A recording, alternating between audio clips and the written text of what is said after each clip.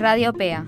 Es un programa del Observatorio de Política Exterior Argentina, Escuela de Relaciones Internacionales de la Universidad Nacional de Rosario.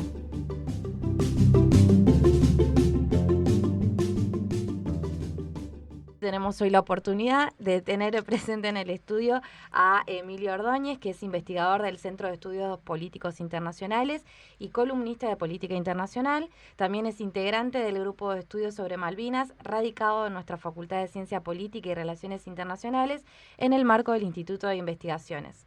Los integrantes de este grupo ya nos visitaron el año pasado nuestro programa sobre Malvinas, así que los y las invitamos a visitar nuestro canal de ebooks para poder escucharlo, así como también nuestras redes sociales o en la página web www.opeargentina.org y también en la página del lapso de la facultad www.laboratoriosonorounr.com. Bueno, hola Emilio, muchas gracias por venir. ¿Qué tal, Florencia? Buen día, buenos días, ¿cómo andás? ¿Todo bien? Todo bien. Bueno, para arrancar queríamos preguntarte cómo catalogan ustedes a la política exterior hacia Malvinas de la actual gestión de Mauricio Macri. Mira, desde el grupo lo que evaluamos es que esta política representa un viraje rotundo, un viraje de 180 grados sobre los postulados de la política del kirchnerismo en realidad. Pasamos de una política con un énfasis en el multilateralismo y en tratar de regionalizar la cuestión Malvinas, ganando apoyos para nuestra causa, para el sostenimiento de nuestros derechos sobre las islas de Malvinas, Georgia, Sandy del Sur y los espacios circundantes, y el gobierno de Mauricio Macri lo que ha hecho es reducir, en palabras de Aldo Ferrer, la densidad política que llevaba, parafraseando para Aldo Ferrer, la densidad política que se había creado en torno al tema Malvinas como tema de agenda preponderante de la política exterior argentina, y lo ha bilateralizado de vuelta, en un marco de retorno al mundo, esta idea de que Argentina estaba desconectada del mundo, de las principales potencias, y esto sirvió como un argumento para volver a retomar vínculos que se publicitaban como de nuevo cuño, pero que son en realidad una reversión de la política de paraguas de soberanía inauguradas en los acuerdos de Madrid del año 89. También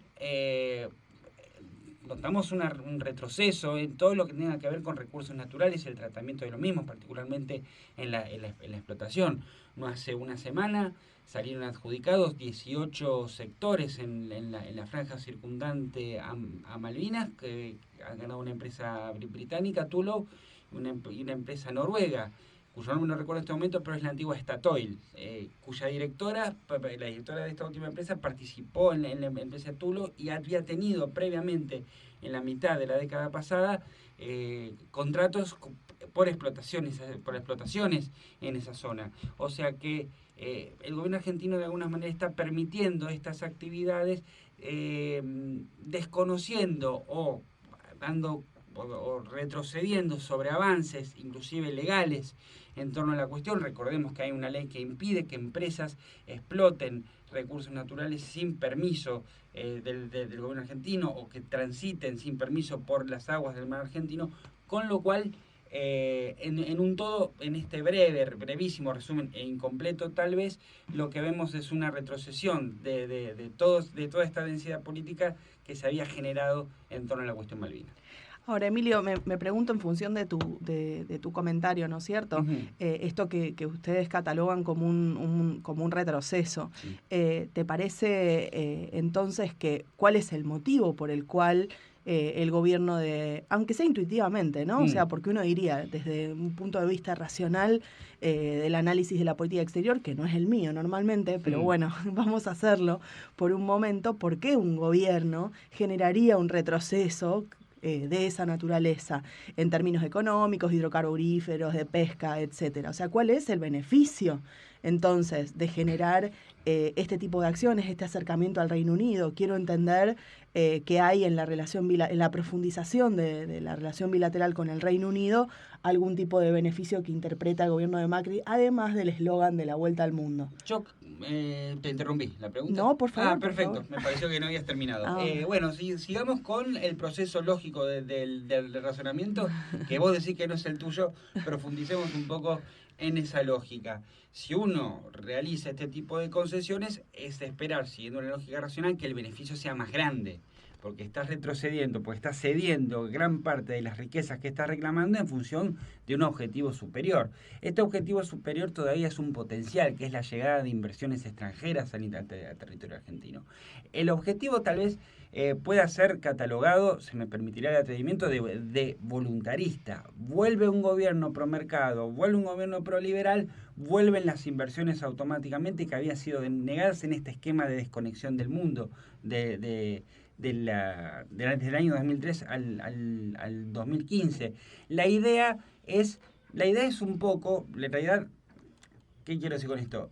Una política se juzga por sus resultados también, y los resultados no han existido en este caso. No han habido inversiones significativas británicas, no ha habido inversiones significativas de ningún país central, si se quiere, pero en el caso británico es más lo que se ha cedido que lo que se ha ganado. Uno puede decir, comparando etapas, que en la época del paraguas de soberanía menemista había todo un objetivo de política exterior que tenía que ver con de alguna manera lavar la imagen de Argentina, convertirlo en un país más predecible después de lo que se había percibido luego de la dictadura militar y luego de un gobierno que había quedado trunco como el gobierno de Raúl Alfonsín. Buscar generar algún tipo de previsibilidad que generara ganancias materiales o, como diría Escudé, generar la menor cantidad de riesgos de costos eventuales. Menem obtuvo, entre otras ganancias que no han sido muchas, el carácter de Argentina como aliado de esta OTAN, estatuto que no se ha caído. Este gobierno no ha obtenido ese tipo de ganancias, con lo cual todavía nos quedamos en este voluntarismo. También hay intereses privados que entran de alguna manera o han entrado en colusión con algunos exministros que hoy ya no están en la gestión. El papel de Juan José Aranguren, por ejemplo, como CEO de Shell Argentina y luego como ministro de Energía y también como CEO de una empresa que participa de extracciones en Malvinas o que forma parte del paquete accionario de Rockhopper, por ejemplo, o de Tullow, en esta nueva empresa que hoy podría llegar a estar explotando, está pendiente judicialmente. Esto marca a las claras que los intereses, por lo menos desde la política exterior, no han sido servidos en los resultados y pesa mucho más la cuestión de los intereses privados que de acelerar puntos de agenda relevantes en la política exterior. Y Emilio, te corro un cachito de este punto de la política exterior argentina de la actual gestión y nos gustaría saber tu opinión acerca del fallo de la Corte Internacional de Justicia a favor de Mauricio en el diferendo sobre el archipiélago de Chagos y si crees que esto va a tener algún efecto derrame sobre la cuestión de Malvinas. Debería tenerlo. El problema del fallo de la Corte Internacional de Justicia sobre Mauricio es que es un fallo no vinculante y no hay un periodo de tiempo para que esto se cumpla. El fallo dice con la mayor rapidez posible desalojar la base militar y permitir de alguna manera que los chagosianos regresen a la isla. El tema temporal es importante y marca las claras que tal vez sea ese punto flaco, la falta de efectividad inmediata a la hora de pensar en justamente que esto se derrame a Malvinas en el futuro cercano. Lo que sí es importante y que es una ganancia es que rompe de alguna forma con dos argumentos. En primer lugar, el argumento de la autodeterminación de los pueblos, el viejo y querido tema de la población original sobre la población implantada, este debate que el gobierno británico permanentemente ha usado como caballito de batalla a la hora de establecer negociaciones o no establecerlas con el gobierno argentino, y sobre todo un tema que muchas veces es olvidado, que es el hecho de que había población argentina en 1833 que fue justamente desconectada del territorio de Malvinas y exiliada al continente, que es exactamente lo que ocurrió en el caso de Chagos a mediados de la década del 60, finales de la década del 60. Por lo tanto, hay argumentos coincidentes que permiten dar mayor peso político a la causa de Malvinas. Una cosa es el peso político que existió, otra cosa es la voluntad política de accionar sobre eso. Y hay que decir en este sentido que el gobierno argentino lo que ha hecho es un reclamo por interpósita persona. Si el gobierno argentino no reclama directamente a su contraparte británica, vamos a discutir sobre el tema de soberanía. No lo hace porque estamos en un nuevo paraguas de soberanía. Lo que hace es apoya la reclamación de Mauricio dentro de la Asamblea General y apoyando que llegue a la Corte Internacional de Justicia, pero no avanza más allá de ahí, y con eso le permite ir a su mesa interna y decir, defiendo la causa de la soberanía, defendiendo la soberanía de otro país. Y por último, la partición territorial. Islas Chagos formaba parte de lo que era la colonia británica de Mauricio a mediados de los 60. Lo que se hizo es partir literalmente lo que iba a ser la República de Mauricio en un territorio británico del Océano Índico y en las Islas Mauricio propiamente dichas, que llegaron a su independencia en 1969.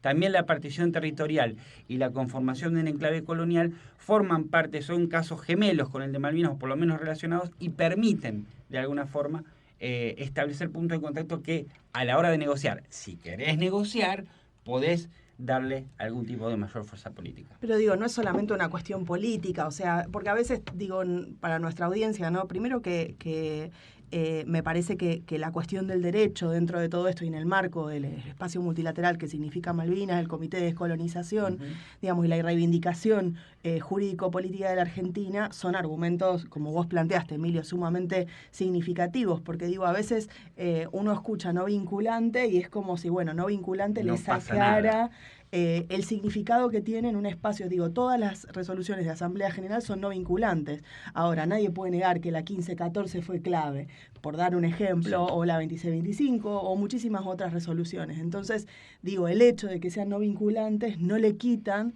el rol que tienen, digamos, a nivel de la posición histórica de la Argentina y estos dos principios que vos estabas planteando, sino que en cierto sentido nos dan un marco, digamos, para la negociación en ese espacio multilateral, ¿no? No, claro que no, y no se lo quita. Yo planteaba el punto flaco, no planteaba que nos menoscabara en nuestros reclamos. Simplemente hablo de una cuestión de efectividad. Redondeando la idea, hoy los chagosianos no saben si van a volver al día de hoy o cuándo van a volver. O sea, ese tema que puede parecer tan ajeno a nuestra realidad, marca un poco esa debilidad de origen que tiene, pero eso no le quita el peso político. Hay que decir, siguiendo con con lo que hemos aprendido de Derecho Internacional Público, que la Asamblea General es la voz de la comunidad internacional más representativa, es donde se expresa más representativamente la voz de la comunidad internacional, sin el cortapisas del Consejo de Seguridad, el derecho de veto y todo aquello que ya sabemos. Pero no le quita contenido político. Hablaste del Comité de Descolonización. Bueno, esto tiene que ver con avanzar políticamente sobre la agenda. Esto no se ha hecho, no se ha vuelto a hacer desde el 2015, y esto también marca un perfil y marca también qué voluntad tenés de aprovechar ciertos espacios que te da el derecho internacional, dinámico, como lo que acaba de ocurrir con Mauricio, y una vez más, depende de tu voluntad política llevarlo adelante o no. Hasta ahora, la idea es por interpósito país. Defiendo a otro para defender lo mío sin confrontar directamente con aquel con el que quiero asociarme en ganancias que todavía no estoy viendo. Y Emilio, siguiendo con esta línea de las posibles consecuencias o efectos que pueda tener la cuestión de Malvinas, ¿qué opinión te merece el Brexit, digamos, y si va a tener alguna implicancia en cuestiones como la soberanía o temas relacionados como son la pesca, la cuestión de hidrocarburos o vuelos? Si es que consideras que tiene algún impacto. No, va a tener un tremendo impacto. El Brexit va a tener un tremendo impacto sobre la economía de Malvinas. Malvinas es la región con el mayor PBI a nivel mundial, 11% anual crece. Es un sueño para todo aquel que quiera constituirse en un país. 11%, creció el 48% anual en los últimos 10 años como promedio. Casi todas el 90% de sus exportaciones pesqueras y el 33% de sus exportaciones cárnicas van a la Unión Europea sin aranceles, no a Gran Bretaña, a la Unión Europea sin aranceles. El Brexit y la salida de Gran Bretaña, efectivamente, de todo ámbito referente a la Unión Europea, pone a Malvinas en un lugar muy complicado. Es por esto que